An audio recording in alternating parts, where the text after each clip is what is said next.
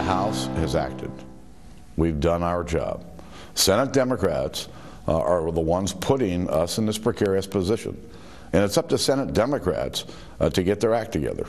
But all I can ask, I'll ask it again. Chris, one more time.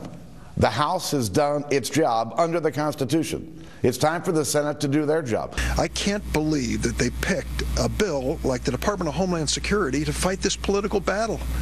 To think a $48 billion bill that means so much to all of these fire departments and our own personal safety is going to be the venue for a political battle which is pretty deeply felt on both sides makes no sense. A lot of unfinished business, but lawmakers are going on a break. Let's bring in our panel to talk about that and more. Nina Easton, columnist for Fortune magazine. A.B. Stoddard, associate editor of The Hill, and John Fund, columnist for National Review and Newsmax. Great to see you all. So we have this debate over this fight over this DHS funding bill and the aim to pass funding without allowing to fund the president's actions on immigration. Now, Nina, we can sit here and talk about the procedural stuff back and forth all day, but it's all about perception. And everybody, the Democrats are talking government shutdown.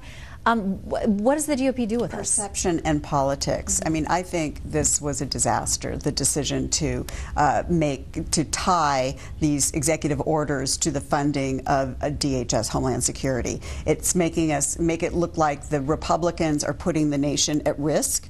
It's not unlike, by the way, the government shutdown that hurt the Republican Party so badly. And I remember talking to Republican strategists at the time saying, we shouldn't do this. Why would you pick a fight you can't win? Well, we're again watching Republicans in a fight they can't win, and it's going to hurt them politically. My view has been always take the president at his word. He said he would tear up those executive orders if comprehensive immigration was passed. Back him into a corner. Pass comprehensive immigration reform, get a few Democrats on hand, and get that bill on his desk, and dare him to tear up those executive orders. That's what they should have done. Yeah, A.B., of course there are House conservatives who are saying, listen, we've done the job.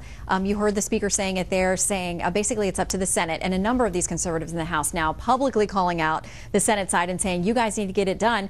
Senate Majority Leader Mitch McConnell has tried this 3 times and failed 3 times, but it looks like they're going to gear up for yet another vote, a 4th. Right. On Monday the 23rd, after the recess, they're going to do this again, knowing it's going to fail. When they packed off to this recess, to this retreat together, the Senate Republicans and the House Republicans, and they're not, so tight. They were going off to unify, and there was this idea of passing the House bill was just ridiculous to the Senate Republicans. They said, we're not going to do that. Well, within a couple of 36 hours later, it was okay. We're going to put it on the floor. Now they've spent enough time on this bill that can't pass to have passed their own comprehensive immigration reform, or at least a few piecemeal bills.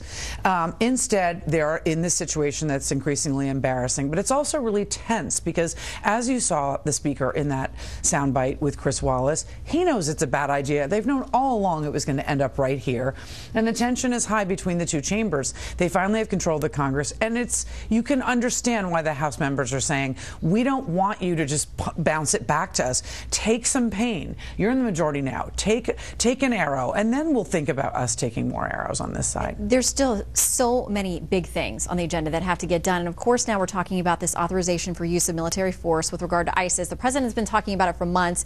You hear both sides saying, give us something, bring something to the Hill, let us know what your strategy is so we can move ahead. Well, now what they're seeing, the left is saying, they don't like it for their reasons. The right doesn't like it for its reasons. But today, we have this attack on this base in Iraq where we have U.S. Marines who are there training Iraqi soldiers, possibly getting caught up in an attack by ISIS. It seems that the time has come to nail down some type of strategy. The president is certainly going to get his authorization. The problem is that there are a lot of people in both parties that still don't understand what the strategy is, don't believe it's well thought out, and don't believe it's coherent. And luckily, I think the president in the short term is going to be able to take some actions to show decisiveness. But we are no closer to having a strategy that takes down ISIS than we were when the president confessed that he would have been surprised by the rise of ISIS. We still don't know what to do if we don't put a lot of boots on the ground. Yeah, and there's a continual debate about whether that's going to be allowed, whether it's going to be a good idea. And some say they want at least the president to have that option. They want it to be at least on the table. Yeah, but he doesn't. He's fighting a war already. He doesn't need this authorization. He's put that out there. Makes him look strong.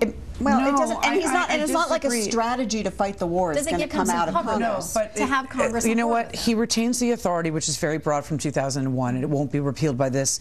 By submitting this draft to the Congress, he's actually inviting his critics to say the strategy is not working. I think Congress should welcome this debate, and I think both sides should get in there and work something out. Otherwise, they are abdicating their responsibility as a co-equal branch and saying we are no longer co-equal. If they can't get involved in war powers, then they are no longer a co-equal branch, and they're abdicating their jobs. And even with all of this in the mix and Keystone and everything else the president has vowed to veto and what's going on, there's a little bit of good news. There's actually been an uptick in congressional approval, which we all might find hard to believe. I mean, when you're down on the bottom, they have somewhere to go. It's still just like the temperature outside. Yeah, it's very low. The newest numbers show that they're up. They've inched up to 21% approval. Wow, up from the record low of 9. Hey, they're in double digits. That's actually They're beyond friends and family. Right. It's not, as I was going to say, it's beyond friends and family and congressional staffers. And but this isn't going to last if this continues to be the house of dynamic dysfunction as it is right now. You've got this authorization, the war authorization issue. You've also got trade. You've got very important free trade agreements out there. You've got tax reform. There's stuff that is out there that can help an economy that, by the way, is still stuttering along. It still needs a boost. And the Republicans are prepped, and the great ones up there are prepped and ready to lead the charge on that. You've got to get this immigration, this stuff over DHS and immigration passed due. But in the meantime, hold please, because they're gone for 10 days. Yeah. So we'll see when they true. get back. Yeah. All right, and you hold please stick around, because up next, the Friday Lightning Round. Stick around for that.